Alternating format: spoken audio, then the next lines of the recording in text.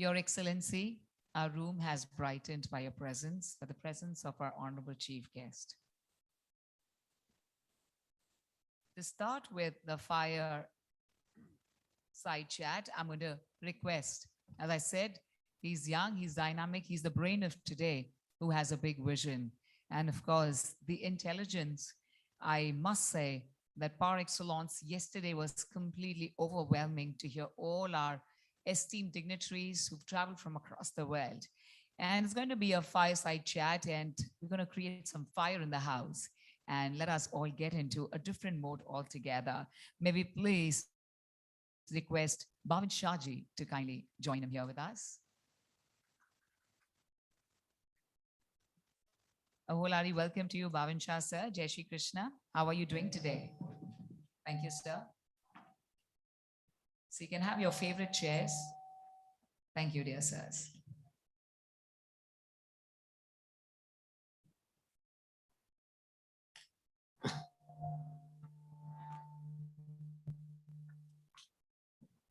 Sorry for this. As I said, we haven't worked since 20 months, guys. And trust me, everything seems pretty new, but we have a reason to celebrate to have your presence here.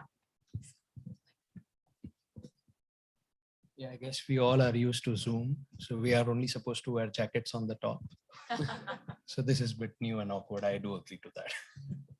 I, however, have been traveling even in the middle of the pandemic and having sessions, so not a little acquainted back to these ways of the world. Bhavin, I'd rather face, right? To set the context in place, this session is between two people who evangelize, live and breathe, and work in their respective industries, and have actually spent a significant time in their respective industries. Not so much for me, but the span that I've spent in a relatively newer industry actually sort of makes me eligible to sit next to him. Because he's far more experienced in fintech than I am in crypto, if you count the number of years. But if you count the span of the industry, the overall length, since when the industry has lived or has even started, I would say I've covered a major part of it, especially DeFi. So Bhavin comes from an extreme background, extremely long background, deep background of fintech. And I've been with crypto since 2015, but the way Elon Musk usually puts it, if you spend twice as much time working in your business, you're more likely to achieve 5 times more than your colleagues. So yes, that's been us. We have been working twice as much as anyone else. We've been right from mining to investing to incubating, to developing, and more than all of that, failing in crypto industry since 2015. Unlike a lot of people who have been there since 2012, and they claim that, they claim that they've been there since 2012, and they've only bought their first Bitcoin, or they've got it through a game or something. So this is how I'm going to prove myself in front of Bhavin a little. The conversation is focused on DeFi use case of cryptos altogether. So people who are looking to hear more about NFTs, which is a recent trend, would be a little disheartened, but we'll try to cover that. Bhavin, I'll start to talk about, or let's say set the reference from my perspective, right?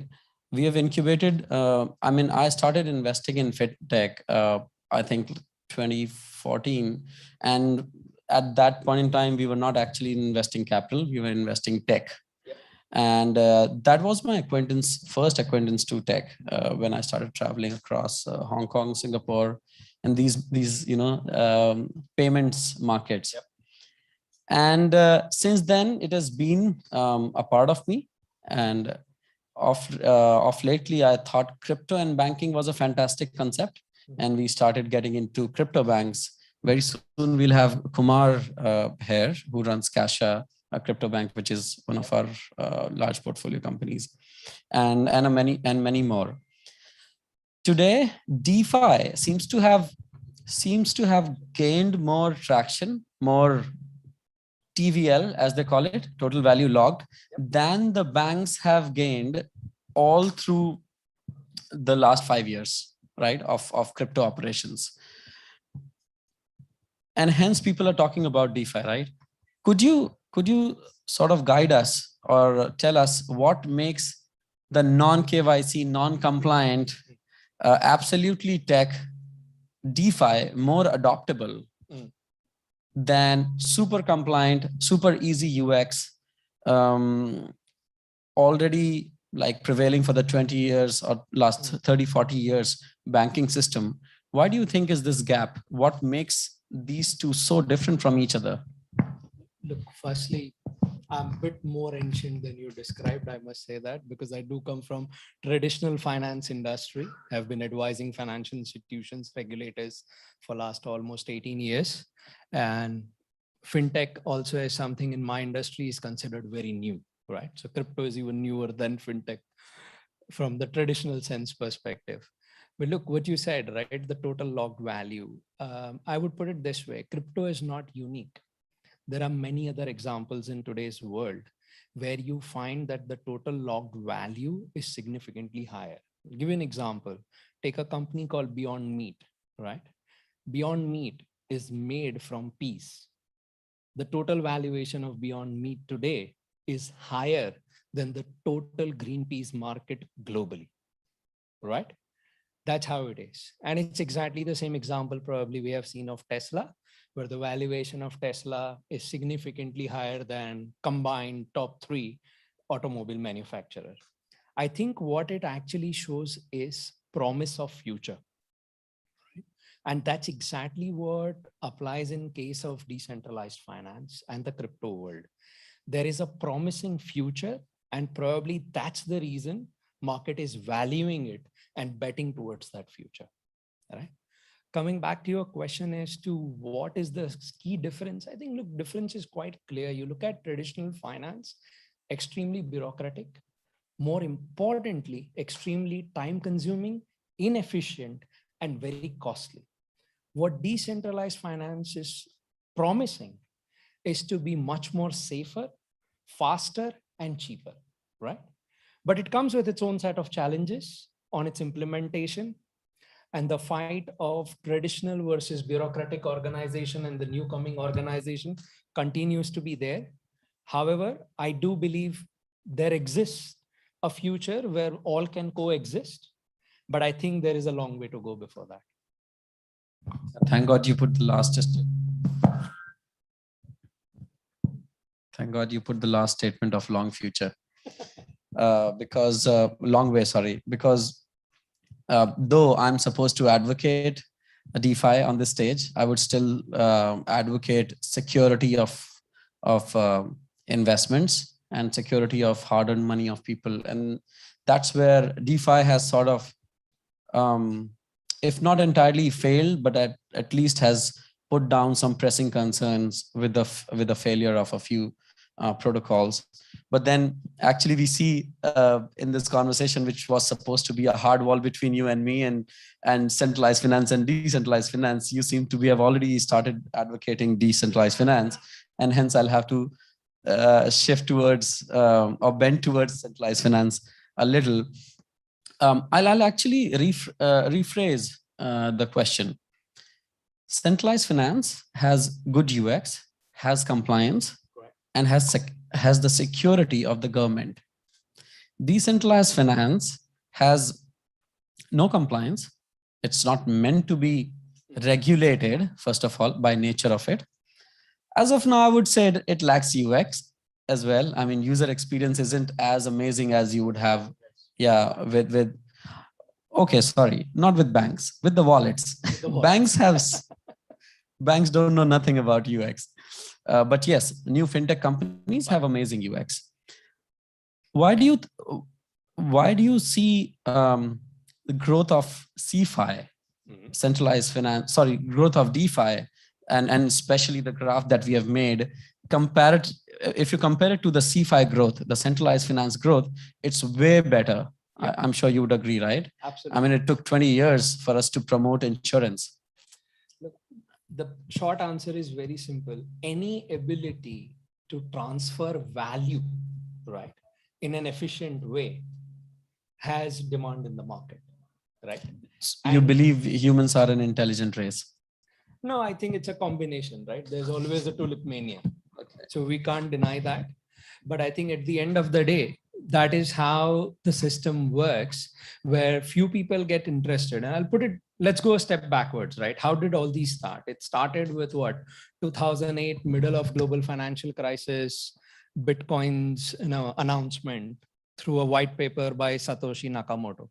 I think yesterday one of the speakers said, and I quite agree with his views, that that particular version of Bitcoin is already dead. We don't have Bitcoin anymore. That Bitcoin was supposed to be a currency of a common man, right? You and I can buy something, transfer money across the world without worrying about who's monitoring, who's not. The ultimate society where you have true freedom, freedom to transfer value, freedom to buy what you would like to buy. That part is actually gone. And that was done with a purpose and intent to break the institutional bureaucracy that we see in financial sector today, right? Because if you look at any of the financial institutions globally, check any regulators building, check any big banks building, the structure of the building itself will throw some form of a concentration of power. And that's how the institutionalization has worked. And for right or wrong reasons, these institutions have kept the world safe since World War II, right? And it's across every separate government bodies. Now, when it comes to where we have ended up now, that same Bitcoin, which was supposed to be for the purpose of freedom, the very capitalists have turned that into an asset class. It was never supposed to be an asset class. It was supposed to be a common man's currency. It is now an asset class. And because it has turned into an asset class, hence you see so much of interest that people have in its value, in its growth. The positive side of this is, while it has not solved the purpose for which it was meant, as of today, that has triggered important debates like what you and I are having. There was no discussion of decentralized finance before Bitcoin era. Even if a Harvard professor would talk about a hypothetical concept of decentralized finance, people would laugh at them, right? So this has triggered some positive change. But yes, I still believe there's a long, long way to go for this to become mainstream. I often quote this. Yes, blockchain was meant to solve trust, and trust is the base problem of human interaction, not interaction, human transactions. And hence, it should have been far prevailing than it is right now. But somehow we have stuck to one killer app, which is finance. We have found the Bitcoin valuations. We had found the transactions on micro level with secondary chains, not Bitcoin, but everything else. Yeah. So yes, I think yes, far more or less the killer app of blockchain so far is finance. I'll try to put it towards a conclusion because it was supposed to be a short session. How do you think these markets can gain from advisors coming from centralized finance? What do you guys have that can be beneficial, that can be added to startups like we have? What can they benefit from you? And I'm sure you've actually. I think, look, I advise a number of fintech and crypto startups myself, and I can tell you that this coexistence is very important, right? Industry is very new. Crypto industry is extremely new, and there is a massive lack of talent. And that lack of talent is across the board. It's not just about coders and techies, but it's also about real understanding of how real life business transaction works, which then enables us to utilize this technology into the real world. So I think where the mingling needs to happen is sharing of the experience with the newness of technology, combination of that coming together to drive real life examples and real life implementations, which can then really go big scale rather than it being a small speculative game on the side, which is generating interest, but yet to see the mainstream. I was actually expecting something from compliance side. Okay, we have, do we have any fintech projects here, by the way? There is. No, fintech, I'm so sorry. I'm so sorry. I'm not sleeping well these days. Do we have any decentralized fintech projects here? Just so to complete. Wakas, okay, you let's have a question from both of you, Akar Chain and so Wakas and Mru. I'll pass my mic to you. Sorry, I didn't even see you, Mr. Boo. No, Wakas, you go first.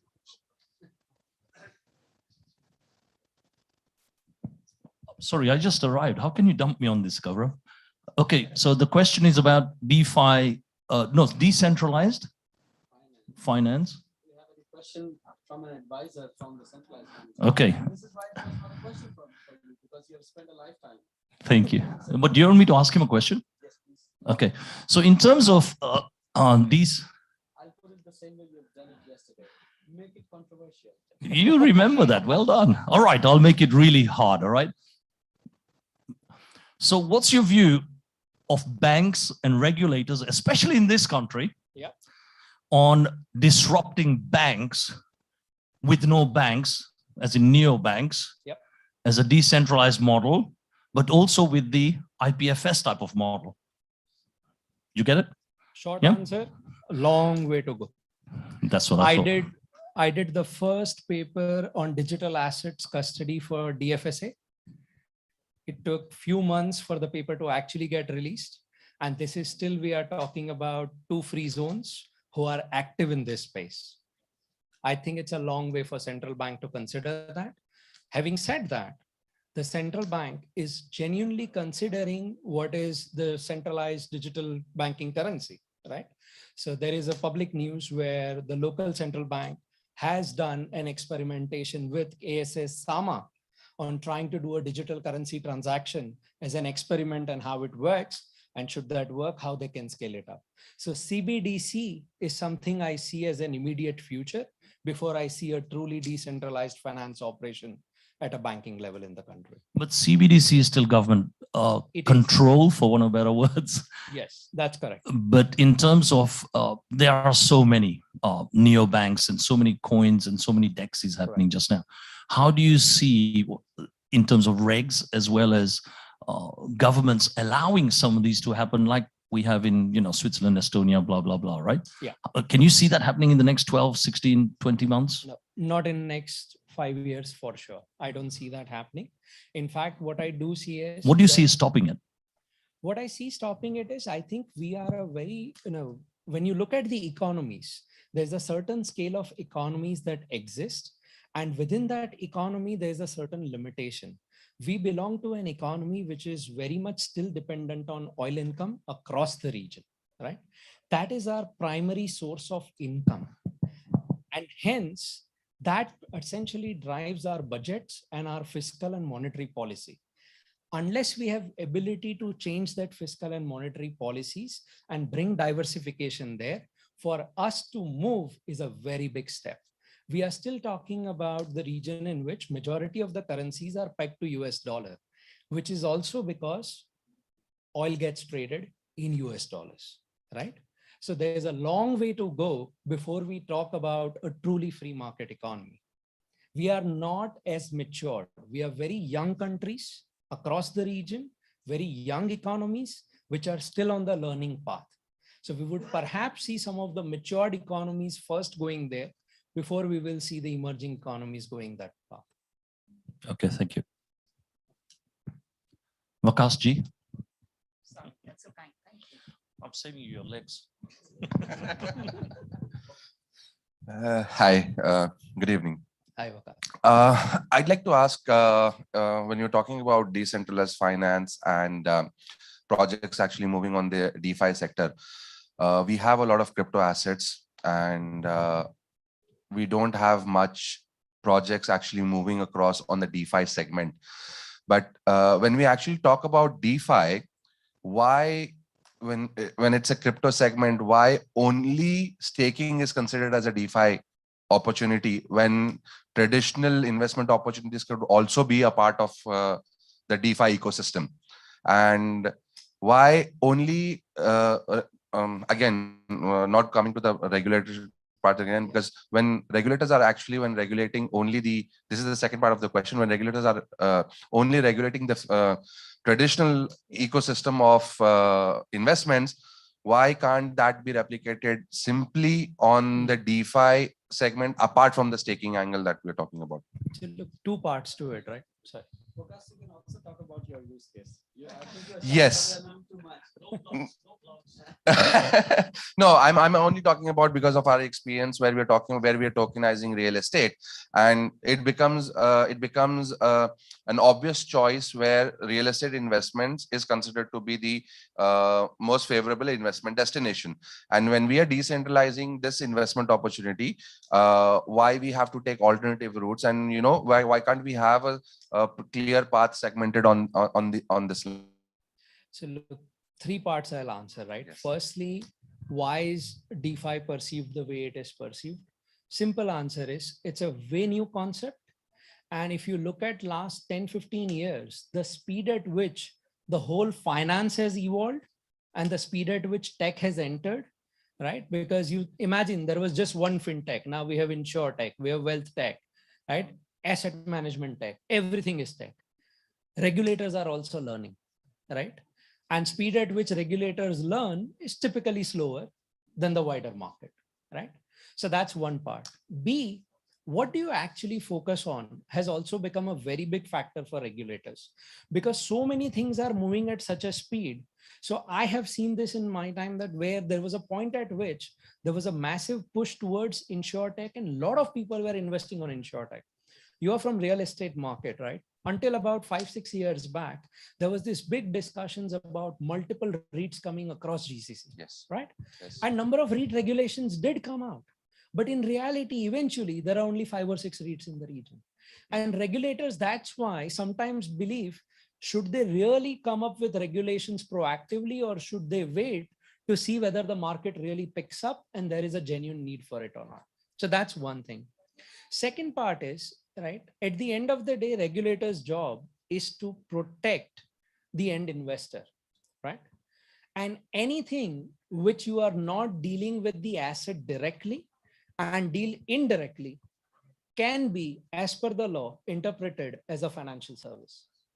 And that is the limitation, right? So unless they really come up with specific regulations on tokenization of certain asset class, you will always have this ambiguity, whether what you are providing is a financial service or you are merely providing a fractionalized real estate. And that perception issue shall remain till the regulation comes up. Even if it's backed by a secured asset class? Exactly. It will continue. Look, that's why even today, right? No matter what kind of Bitcoin you have or any other currency, even if it is gold backed, commodities backed, it is still in many markets perceived as a financial instrument and not necessarily a fractionalized commodity instrument or a fractionalized gold instrument, right? Or even art. Thank you. I think it's time for us to wrap up. We had some good insights.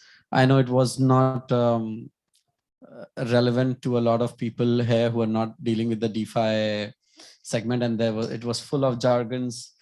It is what it is when you come to a precise conference and a precise topic.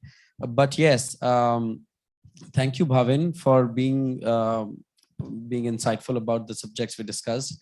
We'll certainly talk about some leftover topics with the projects that can't be taken on the stage. Thank you so much. Thank you, Gaurav.